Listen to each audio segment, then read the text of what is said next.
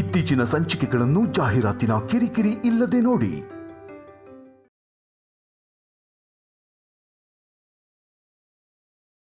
ಈ ಕಲ್ಯಾಣಿ ಗರ್ಭಿಣಿಯಾಗಿದ್ದಾಳೆ.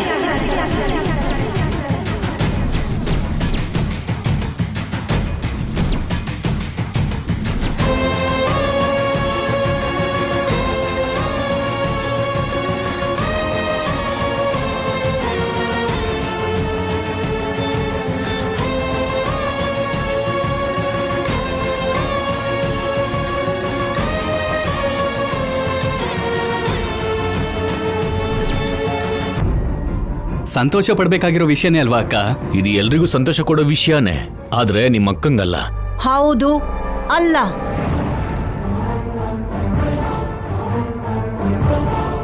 ಇವಳು ನನ್ನ ಮಗನ ಪಕ್ಕ ನಿಂತ್ಕೊಂಡ್ರೇನೆ ನನ್ನ ಕೈಲಿ ನೋಡಕ್ಕಾಗಲ್ಲ.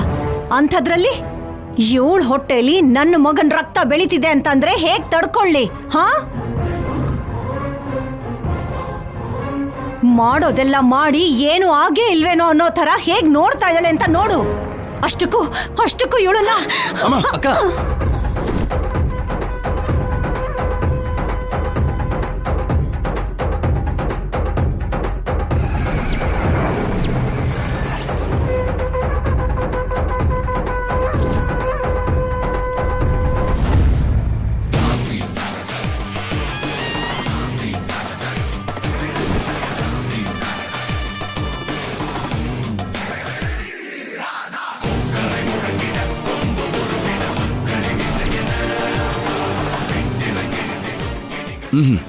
ಬೇಡಮ್ಮ, ತಪ್ಪು ಮಾಡಿರೋದು ಇವಳು. ಇವಳಮ್ಮ, ಇವಳ ಅಜ್ಜಿ, ಇವಳ ಕಡೆಯವ್ರು ಎಲ್ರು. ನೀನು ಕೂಡ ಆವತ್ತು ನನಗೆ ಒಂದು ಮಾತು ಕೂಡ ಹೇಳಲಿಲ್ಲ. ಇವತ್ತು ಇವಳಿಗೆ ಒಂದು ಮಾತು ಅನ್ನೋದಕ್ಕೂ ಬಿಡ್ತಿಲ್ಲ.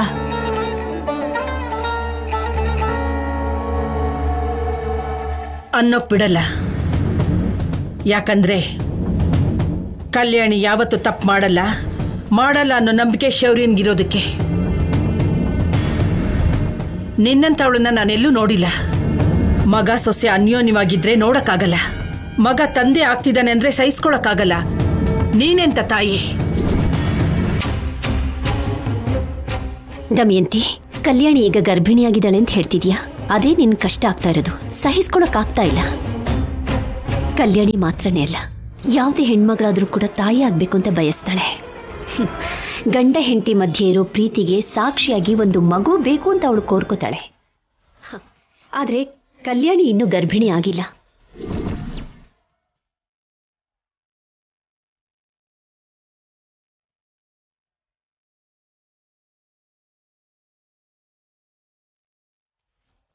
ಕಲ್ಯಾಣಿ ಶೌರ್ಯನ್ ಮಧ್ಯೆ ಪ್ರಸ್ತಾವ ನಡೆದು 7 ದಿನ ಅಷ್ಟೇ ಆಗಿರೋದು. ಅಷ್ಟರಲ್ಲಿ ಗರ್ಭಿಣಿ ಆಗೋಕೆ ಹೇಗೆ ಸಾಧ್ಯ?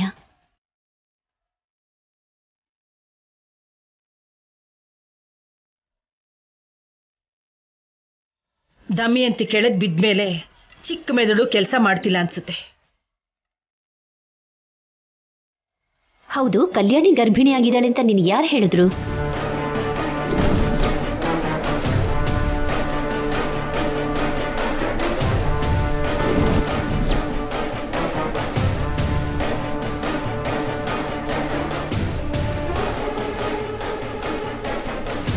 ಸತ್ಯ.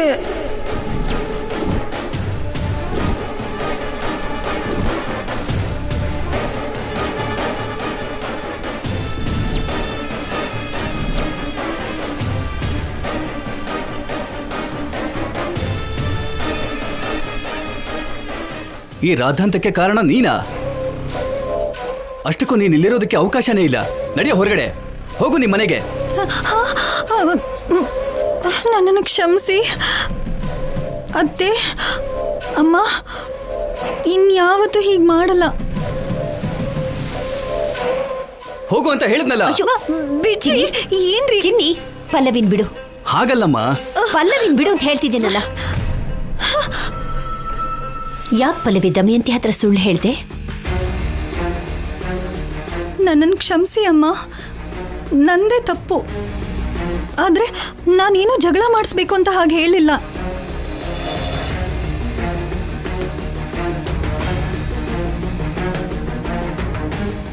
ದಮಯಂತಿ ಅದ್ಗೆ ಮಾತಾಡ್ದೇನೆ ಇದ್ಬಿಟ್ರೆ ಇನ್ಯಾವತ್ತೂ ಮಾತಾಡೋದೇ ಇಲ್ವೇನೋ ಅಂತ ಭಯ ಆಗಿ ಟೆಸ್ಟ್ ಮಾಡೋಣ ಅಂತ ಹಾಗೆ ಮಾಡಿದೆ.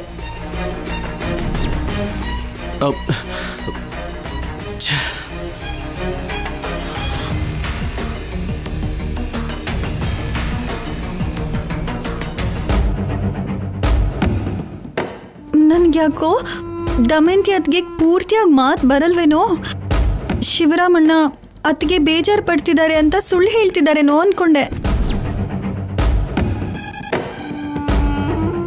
ಒಟ್ನಲ್ಲಿ ನೆಮ್ಮದಿಯಾಗಿದ್ದೀ ಮನೇನ ದಮಯಂತಿ ಹತ್ರ ಮಾತಾಡಿಸಿ ರಣರಂಗ ಮಾಡ್ಬಿಟ್ಟೆ.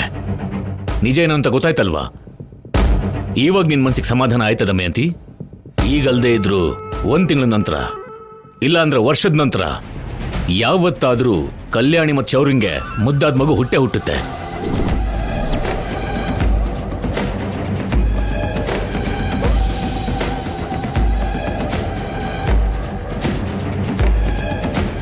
ಆವಾಗ ನೀನ್ ಹೀಗೆ ಮತ್ತೆ ಗಲಾಟೆ ಮಾಡ್ದೆ ಅನ್ಕೋ, ಶೌರ್ಯ ಅಲ್ಲ ನಾನೇ ನಿನ್ನ ಅನಾಥಾಶ್ರಮದಲ್ಲಿ ಬಿಟ್ಟು ಬರ್ತೀನಿ. ಆ ಕೆಲಸ ಮಾಡು ಶಿವರಾಮ್, ಮನೆ ಪ್ರಶಾಂತವಾಗಿರುತ್ತೆ. ಎಲ್ಲರೂ ಹೋಗಿ ಮಲ್ಕೊಳ್ಳಿ. ಇನ್ನೂ ನಿಂತಿದ್ಯಲ್ಲ, ನಡಿ ಒಳಗೆ.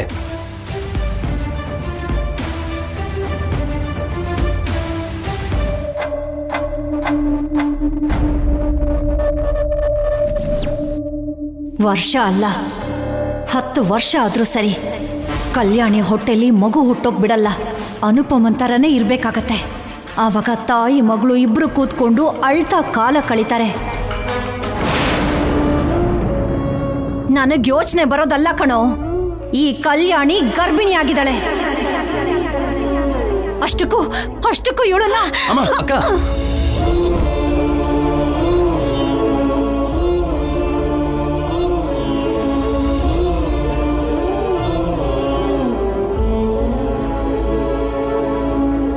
ದಮಯಂತಿ ಅಂದ ಮಾತುಗಳ ಬಗ್ಗೆ ಯೋಚನೆ ಮಾಡ್ತಿದ್ಯಾ ಅನುಪಮ? ಹೌದಮ್ಮ, ದಮಯಂತಿ ಬದಲಾಗಿದ್ದಾಳೆ ಅಂತ ನಾವೆಲ್ಲ ಅನ್ಕೊಂಡಿದ್ವಿ. ಆದ್ರೆ ಅವಳು ಬದಲಾಗೇ ಇಲ್ಲ. ಇಷ್ಟು ಸಾಲದು ಅಂತ ಶೌರ್ಯ ಕಲ್ಯಾಣಿ ಮಧ್ಯದಲ್ಲಿ ಯಾವುದಾದ್ರೂ ಒಂದು ವಿಷಯದಲ್ಲಿ ಮಧ್ಯೆ ನುಗ್ಗಿ ರಾದ್ಧಾಂತ ಮಾಡ್ಬಿಡ್ತಾಳೆ. ದಮಯಂತಿ ಬದಲಾಗಬೇಕು ಅಂದ್ರೆ ಇನ್ನೊಂದು ಯುಗ ಬೇಕಾಗತ್ತೆ ಅನುಪಮ. ನನಗಂತೂ ದಮಯಂತಿ ಬದಲಾಗ್ತಾಳೆ ಅಂತ ಯಾವತ್ತೂ ಅನ್ಸಿಲ್ಲ. ಆದ್ರೂ ನೀನು ಎಲ್ಲರನ್ನೂ ಸುಲಭವಾಗಿ ನಂಬಿಡ್ತೀಯ ಅನುಪಮ. ಅದೇ ನಿನ್ನ ಬಲಹೀನತೆ. ಆದ್ರೂ ಶೌರ್ಯ ಇವಾಗ ಮುಂಚಿನ ಹಾಗಿಲ್ಲ, ಪೂರ್ತಿಯಾಗಿ ಬದಲಾಗಿದ್ದಾನೆ. ಶೌರ್ಯ ಕಲ್ಯಾಣಿನ ಪ್ರೀತಿಯಿಂದ ನೋಡ್ಕೋತಿದ್ದಾನೆ. ದಮಯಂತಿ ಮಾತಿಗೆ ತಲೆ ಕೆಡ್ಸ್ಕೋತಿಲ್ಲ ಅಲ್ವಾ? ಇನ್ಯಾಕೆ ದಮಯಂತಿ ಬದಲಾವಣೆ ಬಗ್ಗೆ ಯೋಚನೆ ಮಾಡೋದು? ನೀವು ಹೇಳ್ತಿರೋದು ನಿಜನೇ ಅಮ್ಮ. ಆ ಧೈರ್ಯನೇ ನನಗೂ ಕೂಡ. ಅದೇನು ಅಂದ್ರೆ ದಮಯಂತಿ ಯಾವುದಾದ್ರೂ ಒಂದು ಆರೋಪನ ಕಲ್ಯಾಣಿ ಮೇಲೆ ಹೊರಿಸಿ ಶೌರ್ಯ ಕಲ್ಯಾಣಿನ ದ್ವೇಷಿಸೋ ಹಾಗೆ ಎಲ್ಲಿ ಮಾಡ್ಬಿಡ್ತಾಳು ಅಂತ ಭಯ ಅಮ್ಮ. ಸದ್ಯ ಶೌರ್ಯ ಬದಲಾಗಿರೋದು ನಮ್ಮ ಪುಣ್ಯ. ಇಲ್ದೆ ಹೋಗಿದ್ದಿದ್ರೆ ಕಲ್ಯಾಣಿನ ಪ್ರತಿ ವಿಷಯದಲ್ಲೂ ಅಪಾರ್ಥ ಮಾಡ್ಕೊಳ್ತಾನೆ ಹೋಗ್ತಿದ್ದ. ನಿಜಾನೇ ಅನುಪಮ, ಎಲ್ಲ ಈಶ್ವರನೇ ನೋಡ್ಕೋತಾನೆ. ಹೇಗೋ ಪ್ರಸ್ತ ಕೂಡ ಆಗೋಗಿದೆ. ಪಲ್ಲವಿ ಹೇಳ್ದ ಹಾಗೆ ಕಲ್ಯಾಣಿ ಹೊಟ್ಟೆಲಿ ಒಂದು ಮಗು ಹುಟ್ಟಿದ್ರೆ ಅವರಿಬ್ಬರನ್ನ ಯಾವತ್ತೂ ಯಾರೂ ದೂರ ಮಾಡಕ್ಕಾಗಲ್ಲ. ಅಷ್ಟರಲ್ಲಿ ದಮಯಂತಿ ಬಾಲ ಅಲ್ಲಾಡ್ಸಿದ್ರೆ ನಾನ್ ಕತ್ತರಿಸ್ತೀನಿ. ಇಷ್ಟು ದಿನ ಅವಳ ಜೊತೆ ಗಲಾಟೆ ಮಾಡಿದ್ರೆ ಶೌರ್ಯ ಬೇಜಾರು ಮಾಡ್ಕೋತಾನೆ, ಕಲ್ಯಾಣಿಗೆ ನೋವು ಕೊಡ್ತಾನೆ ಅಂತ ಕೋಪನ ಸಹಿಸ್ಕೋತಿದ್ದೆ. ಇನ್ನೇನ್ ಭಯ ಇಲ್ಲ. ಕಲ್ಯಾಣಿ ಬಗ್ಗೆ ಮಾತಾಡಿದ್ರು ಕೈ ಎತ್ತಿದ್ರು ನನ್ನಲ್ಲಿ ಶಿವಪಾರ್ವತಿನಲ್ಲ ಮಹಾಕಾಳಿನ ನೋಡ್ತಾಳೆ.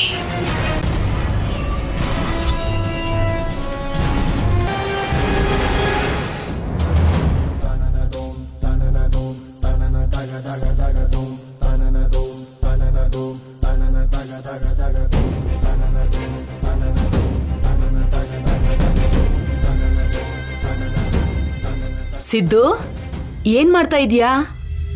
ಸ್ಟೋರಿ ಬರಿತಾ ಇದ್ದೀನಮ್ಮ. ಅದನ್ ಬರ್ದ್ರೆ ನಿನ್ ಹಣೆ ಬರಹ ಬದಲಾಗುತ್ತೋ ಇಲ್ವೋ? ನಾನ್ ಹೇಳಿದನ್ನ ಮಾಡಿದ್ರೆ ನಿನ್ ಹಣೆ ಬರಹ ಬದಲಾಗುತ್ತೆ. ನಿನ್ ದರಿದ್ರ ಎಲ್ಲ ದೂರ ಆಗುತ್ತೆ. ಏನಮ್ಮ ಅದು? ಇವತ್ತು ಮಹಾಲಕ್ಷ್ಮಿ ಹುಟ್ಟಿದ ಹಬ್ಬ ಅಂತೆ ಕಣೋ. ಆ ರಾಜಮ್ಮ ಸಂಭ್ರಮ ಪಡ್ಬೇಕಾದ್ರೆ ನನಗ್ ಗೊತ್ತಾಯ್ತು. ಅವ್ರಿಗಿಂತ ನೀನೇ ಹೋಗಿ ಮುಂದೆ ನಿಂತು ಆ ಪೆದ್ದಿ ಹುಟ್ಟು ಹಬ್ಬನ ಚೆನ್ನಾಗಿ ಆಚರಿಸ್ಬೇಕು.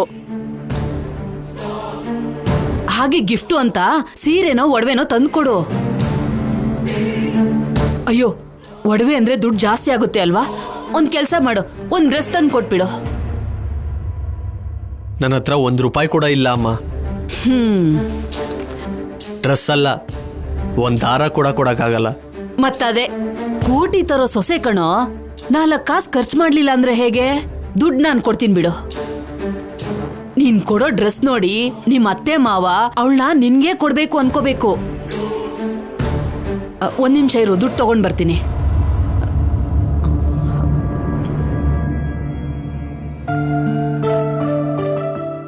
ಸಿದ್ದು,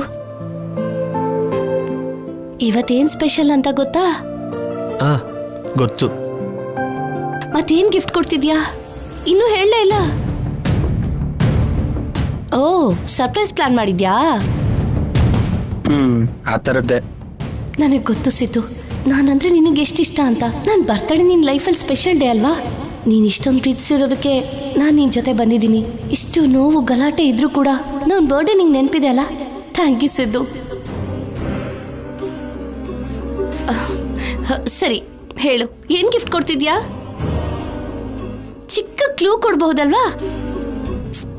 ಹೇಳ್ತೀನಿ ಸ್ಯಾಮ್. ಹೇಳು ಪ್ಲೀಸ್ ಸಿದ್ದು, ಹೇಳು. ನಿನ್ ಸರ್ಪ್ರೈಸ್ ಏನು ಅಂತ ತಿಳ್ಕೋಬೇಕು. ನಿನಗೆ ಗೊತ್ತು ಅಲ್ವಾ? ಯಾಕೆ ಸ್ಯಾಮ್ ಇಷ್ಟೊಂದು ಓವರ್ ರಿಯಾಕ್ಟ್ ಆಗ್ತಾ ಇದೆಯಾ?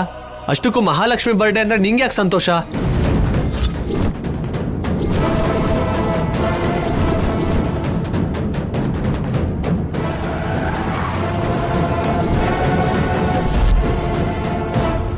ಅಂದ್ರೆ ನೀನ್ ಗಿಫ್ಟ್ ಅಂದಿದ್ದು ಮಹಾಲಕ್ಷ್ಮಿ ಬಗ್ಗೆನಾ?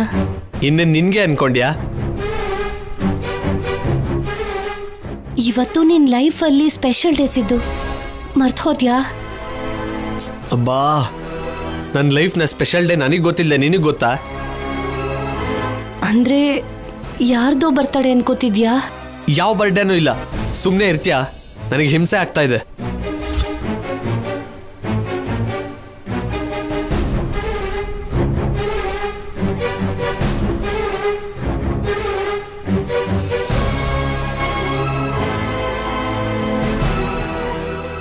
ಸಾರಿ ಸ್ಯಾಮ್, ಏನೋ ಕೋಪದಲ್ಲಿ ಹಾಗೆ ಅನ್ಬಿಟ್ಟೆ.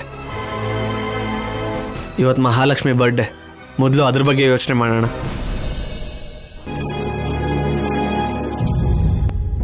ಏ ಸಿದ್ದು, ತಗೋ ದುಡ್ಡು. ಏರ್ಪಾಡೆಲ್ಲ ಚೆನ್ನಾಗಿ ಮಾಡಿ ಒಳ್ಳೆ ಡ್ರೆಸ್ ತಗೊಂಡ್ ಬಾ ನನ್ನ ಸೊಸೆಗೆ.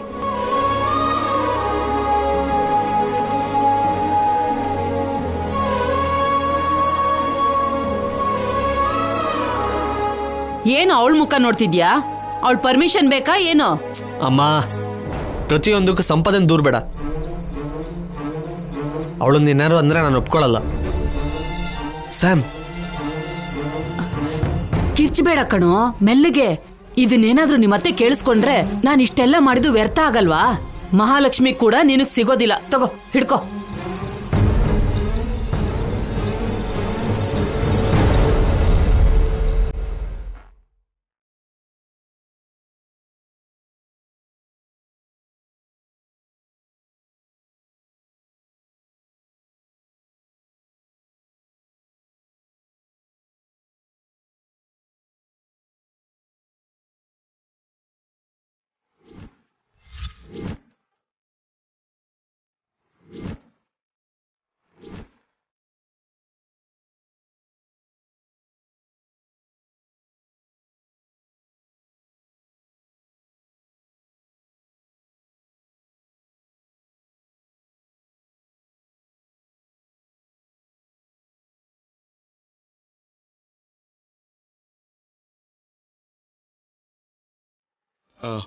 ನನ್ನ ಡ್ರೆಸ್ ಓಕೆನಾ?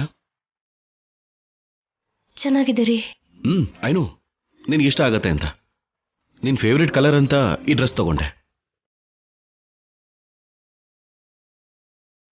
ಏನಾಯ್ತು ಸಂಪದ? ಯಾಕೆ ಟೆನ್ಷನ್ ಮಾಡ್ಕೋತಾ ಇದೀಯಾ?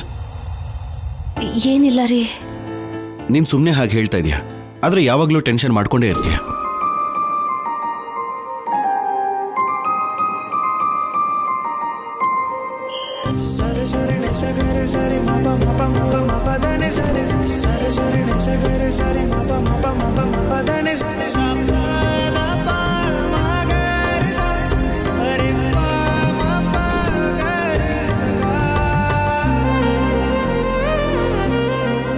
ನಿನ್ ಭಯ ನನಗೆ ಅರ್ಥ ಆಯ್ತು ಅಮ್ಮ.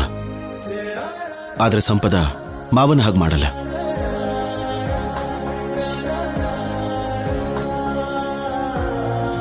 ನಾವು ಇಬ್ರಲ್ಲಮ್ಮ, ಒಬ್ರೆ. ಅದನ್ನ ನೀನು ಅರ್ಥ ಮಾಡ್ಕೋ.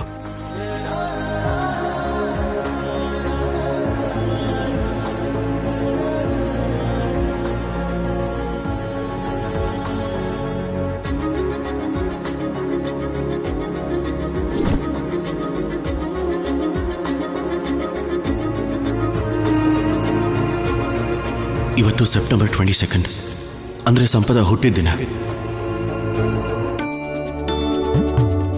ಅಮ್ಮ, ಅಪ್ಪ, ಎಲ್ಲ ರೆಡಿನಾ? ಎಲ್ಲ ರೆಡಿ ಕಣೋ. ಅಜ್ಜಿ ತಾತ ಎಲ್ಲಿದ್ದಾರೆ? ಸಂಪದ ಹುಟ್ಟಿದ ದಿನ ಅಂತ ಅರ್ಚನೆ ಮಾಡಿಸೋದಿಕ್ಕೆ ದೇವಸ್ಥಾನಕ್ಕೆ ಹೋಗಿದ್ದಾರೆ. ಅಯ್ಯೋ, ಕೇಕ್ ಎಲ್ಲಿ? ತರ್ತಿದ್ದೀನಪ್ಪ. ಬೇಗ ಬಾಮ್ಮ. ಇಲ್ಲಿಡು. ಯಾಕೋ ಶೌರ್ಯ ಇಷ್ಟೊಂದು ಅವಸರ? ಅದು ಅವಸರ ಅಲ್ಲ ದಮಯಂತಿ, ಹೆಂಡತಿ ಅಂದ್ರೆ ಅತಿಯಾದ ಪ್ರೀತಿ.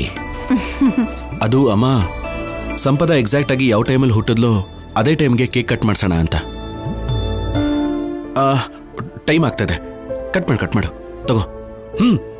ಇರು 1 2 3 ಕಟ್ ಮಾಡು.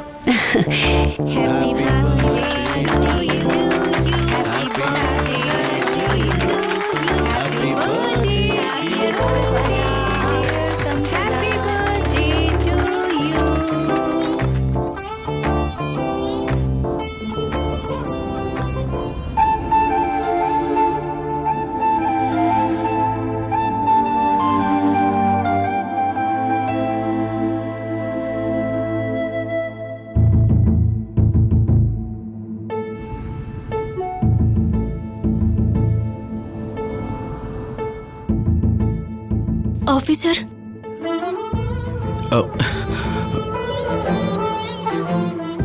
ಏನಾಯ್ತು ಆಫೀಸರ್? ಏನಿಲ್ಲ ಕಲ್ಯಾಣಿ, ಕೆಲವು ಹಳೆ ಉಳಿದಿರೋ ನೆನಪುಗಳು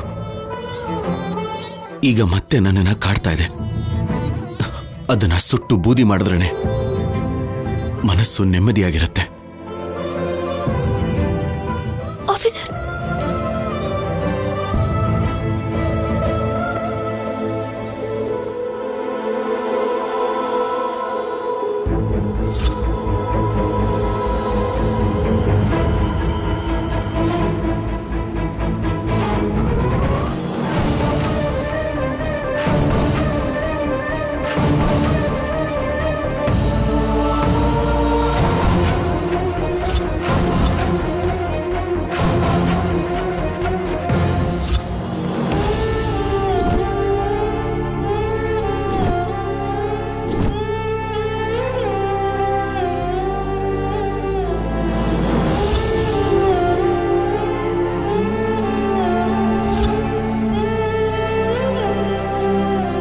ಶೌರ್ಯ, ಏನ್ ಮಾಡ್ತಿದೀಯಾ? ನಾನು ಪ್ರೀತಿಸಿರೋ ಹಳೆ ನೆನಪು, ನನ್ನನ್ನು ಪ್ರೀತಿಸಿರೋ ಹಳೆ ನೆನಪು, ವಾಪಸ್ ಬರ್ದೇ ಇರೋ ನೆನಪುಗಳು ಕಣ್ಣು ಮುಂದೆ ಕಾಣ್ತಾನೆ ಇದ್ರೆ ನನ್ನ ಪ್ರೀತಿಗೋಸ್ಕರ ಕಾಯ್ತಿರೋ ಕಲ್ಯಾಣಿಗೆ ಪ್ರೀತಿನ ಹಂಚಕ್ಕಾಗಲ್ವೇನೋ ಅಂತ ನೆನಪುಗಳನ್ನ ಬೂದಿ ಮಾಡ್ತಾ ಇದ್ದೀನಮ್ಮ. ಇನ್ಮೇಲೆ ನಾನು ಪ್ರೀತಿಸಿರೋರ್ಗೋಸ್ಕರ ಅಲ್ದೇನೆ ನನ್ನನ್ನು ತುಂಬಾನೇ ಪ್ರೀತಿಸೋರ್ಗೋಸ್ಕರ ಬದುಕಬೇಕು ಅನ್ಕೋತಾ ಇದ್ದೀನಮ್ಮ. ಮಾಧುರಿ ಅತ್ತೆ ಸತ್ತು ಹೋಗೋದು, ನೀನು ಕಲ್ಯಾಣಿನ ಮನೆಗೆ ಕರ್ಕೊಂಡು ಬರೋದು, ಯಾರು ಊಹಿಸ್ಕೊಳ್ದೇ ಇರೋ ಹಾಗೆ ನನ್ನ ಜೀವನ ತಲೆ ಕೆಳಗಾಗೋದು, ಕಲ್ಯಾಣಿ ನನ್ನ ಜೀವನದಲ್ಲಿ ಬರೋದು, ಇದೆಲ್ಲ ಬ್ರಹ್ಮ ಬರ್ದಿರೋ ಹಣೆ ಬರಹ ಅಂತ ಅನಿಸ್ತಾ ಇದೆ.